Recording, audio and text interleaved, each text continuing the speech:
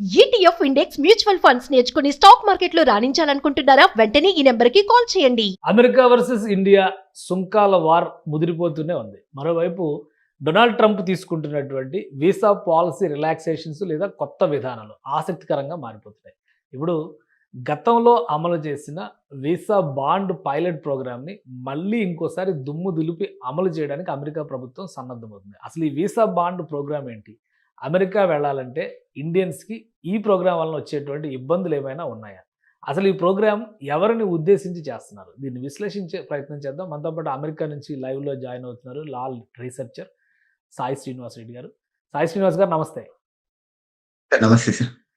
సాయి శ్రీనివాస్ గారు, ఈ కొత్త ప్రోగ్రామా ఇది పాత ప్రోగ్రామా అని చర్చ ఒకటి నడుస్తుంది.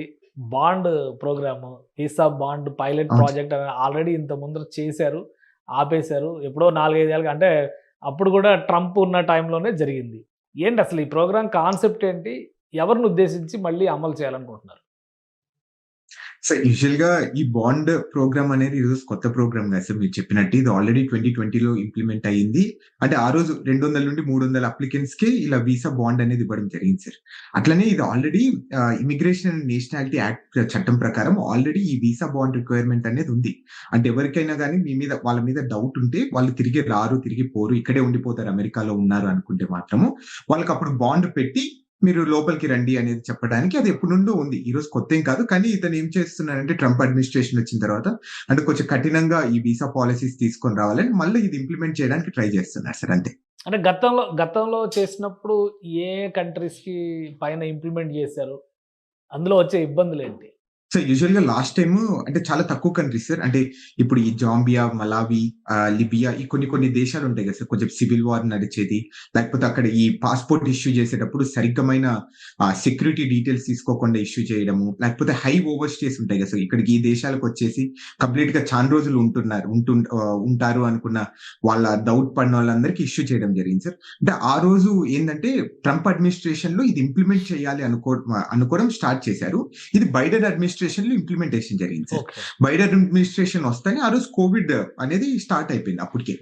కోవిడ్ అనేది స్టార్ట్ అయిన తర్వాత అంటే అప్పటికి కొంచెం ఇంత ఇంటర్నెట్ కానీ, ఇంత టెక్నాలజీ అని సరిగ్గా లేకపోవడం వల్ల ఈ domestic department of homeland security కానీ, యూఎస్‌సీఎస్ కానీ కొంచెం మంచి కోఆర్డినేషన్ ఉండేది కాదు. సో ఈ బాండ్ రిక్వైర్మెంట్ అనేది ఎవరికివ్వాలి? ఎలా ఇవ్వాలి? ఒకవేళ ఇచ్చిన తర్వాత రీఫండ్ అనేది ఎలా ఇవ్వాలి? ఎన్ని రోజులు మన దగ్గర డబ్బులు పెట్టుకోవచ్చు? ఎలా ఫోర్ఫీచర్ చేయొచ్చు అని ఇలా కొన్ని కండిషన్స్, కొన్ని డౌట్స్ అన్ని ఉంటాయి కదా సార్. ఒకసారి ఏ యాక్ట్ అయినా గాని ఒకసారి ఇంప్లిమెంటేషన్ అయ్యేంత వరకు మనకు అర్థం కాదు. ఈ ఏ ప్రాక్టికల్ కన్సిడరేషన్స్, క్వెషన్స్ కానీ వస్తాయి అనేది. ఆ రోజు కూడా సేమ్ ఇట్లనే. సో నార్మల్‌గా ఆ రోజు 200 నుండి 300 వరకు ఇంప్లిమెంట్ చేయాలని ట్రై చేసి మళ్ళీ వెనక్కి తీసుకోవడం జరిగింది. సో అసలు బాండ్ అంటే ఎంత పెట్టాల్సి ఉంటది? ఒకవేళ ఇండియన్స్ గాని, వేరే వాళ్ళు గాని ఏ దేశానికి ప్రిఫర్ చేస్తే ఆ దేశానికి సంబంధించినోళ్ళు బాండ్ అంటే ఎంత వాల్యూమ్‌లో అమౌంట్ పెట్టాల్సి ఉంటుంది? సార్ ఇప్పుడు 3 టైప్స్ ఆఫ్ బాండ్స్ అనేది ఇవ్వడం జరుగుతుంది సార్. అంటే వీసా ఆఫీసర్ అంటే మనం మామూలుగా ఇంటర్వ్యూకెళ్ళినప్పుడు వాళ్ళు మనల్ని చూసి ఓకే వీళ్ళు వస్తారా? రారా? అనే ఒక కండిషన్ మీద వాళ్ళు మనకు 5,000 నుండి 15,000 లోపు బాండ్ రిక్వైర్మెంట్ అనేది పెడతారు సార్.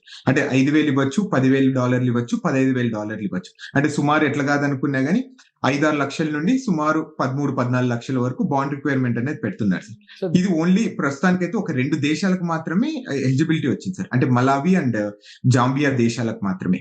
సో ఇక్కడ అంటే వన్ ఆఫ్ ద రీజన్ ఏంటంటే మీరు ఈ దేశాల గురించి మనం ఆలోచిస్తానే ఒకటి ఏమో గుర్తుకొస్తదంటే ఇక్కడ కొంచెం ఏమన్నా సివిల్ వార్ నడుస్తుంటదా? ఇక్కడ ఏమన్నా ఈ నియంత పాలన గాని, డిక్టేటర్‌షిప్, మిలిటరీ coup అనేది కొన్ని దేశాలలో నడుస్తుంటదా? అనే దేశాల గురించి ఇది మెయిన్ ఫోకస్డ్‌గా ఉంటది సార్. ఇది సింపుల్‌గా మూడే రూల్స్ ఉంటాయి సార్. నార్మల్‌గా ఇది B1, B2 వీసాలకు మాత్రమే ఎలిజిబిలిటీ ఉంటది. అలానే ఇది ఏమైతదంటే 3 నెలలకు మాత్రమే వీసా ఎలిజిబిలిటీ అనేది ఇస్తారు. ఇప్పుడు మనం మామూలుగా విజిటర్ వీసాకైతే 10 సంవత్సరాలు వీసా ఇస్తారు కదా సార్. కానీ ఈ విషయం వీసా బాండ్ రిక్వైర్మెంట్‌లో 3 నెలలకే ఇస్తారు. 3 నెలలు ఇచ్చిన తర్వాత 3 నెలల లోపు 1 నెల రోజులు మాత్రమే మీరు అమెరికాలో ఉండేదానికి పర్మిషన్ ఇస్తారు. ఓకే. 30 డేస్ లోపలే మీరు మీ దేశానికి వెళ్ళిపోవాలి. లేకపోతే ఆ 5,000 నుండి 15,000 లోపు వీళ్ళ దేశాన్ని తీసేసుకుంటారు సార్ డబ్బులు. సో మన దేశం అంటే ఇండియన్స్‌కి ఎవరికైనా దీని వలన ప్రభావం పడే అవకాశం ఉంది. ఎందుకంటే ఇప్పుడు ఇండియన్స్ భయపడుతున్న పరిస్థితి ఉంది. అక్కడ ఉన్నవాళ్ళు భయపడుతున్నారు. ఇక్కడి నుంచి రావాలన్నా భయపడుతున్నటువంటి పరిస్థితి, ఆ వాతావరణం అయితే ఉంది. సో ఈ కొత్త బాండ్ పాలసీ వలన ఏమన్నా సమస్యలు వస్తాయా మన వాళ్ళకి? సార్ ఇప్పటికైతే ఏం లేదు సార్. మన దేశం గానీ నార్మల్ గా మనం ఈ ఓవర్ స్టేస్ డేటా చూసుకుంటే మాత్రం 1.08% మాత్రమే ఓవర్ స్టేస్ అనేది ఇక్కడ ఉంటున్నారు సార్. అంటే దానికి వివిధ కారణాలు కూడా ఉన్నాయి. అంటే ఇప్పుడు మీ ఫ్యామిలీ, లేకపోతే మీ పిల్లలు సరిగ్గా బాగాలేకపోవడము, లేకపోతే ఆ పుట్టిన పాపం సరిగ్గా హెల్త్ ఇష్యూస్ వల్ల ఆ టైంలో ఎక్స్టెన్షన్ ఉన్నాయి తప్ప నార్మల్ ఇక్కడికి వచ్చి ఇల్లీగల్ గా మనం సెటిల్ కావాలి, ఇల్లీగల్ గా మనం ఏమైనా చేయాలనుకున్నది చాలా తక్కువ పర్సెంటేజ్ కంపారిటివ్లీ మిగతా దేశాలకు. సో నాకు తెలిసినంత వరకు ఇండియా అయితే దీంట్లో ఉండదు అని అయితే నేను ఫ్యూచర్ లో కూడా నమ్మకంగా ఉన్నాను సార్. రైట్. అంటే దీని గురించి పెద్ద ఆందోళన చెందాల్సిన అవసరం లేదైతే ఈ వీసా బాండ్ ప్రాజెక్ట్ వలన లేదా పాలసీ వలన మన వాళ్ళు ఎవరు ఇబ్బంది పడాల్సిన అవసరం లేదు.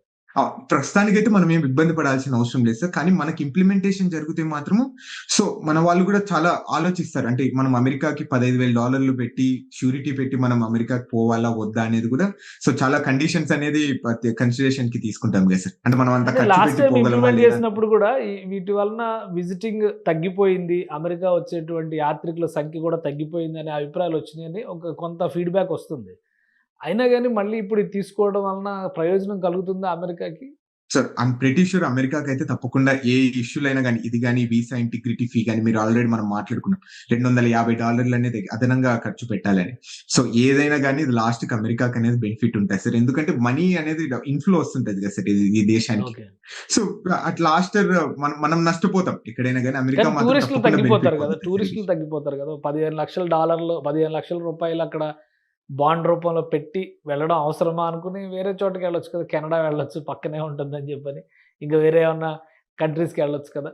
సో దానివలన డౌన్ఫాల్ అనేది ఉండదా, అమెరికా సందర్శకుల సంఖ్య పడిపోవడం అనేది ఉండదా?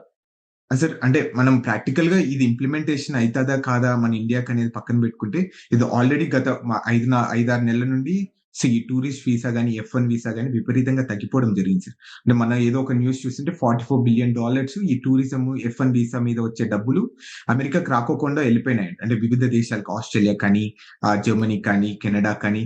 సో అంటే మీరు అన్నట్టు అది కూడా వాస్తవమే అయిండొచ్చు సార్. అంటే అది రిజల్ట్స్ వచ్చేంత వరకు మనకు కన్ఫర్మ్ గా చెప్పలేము.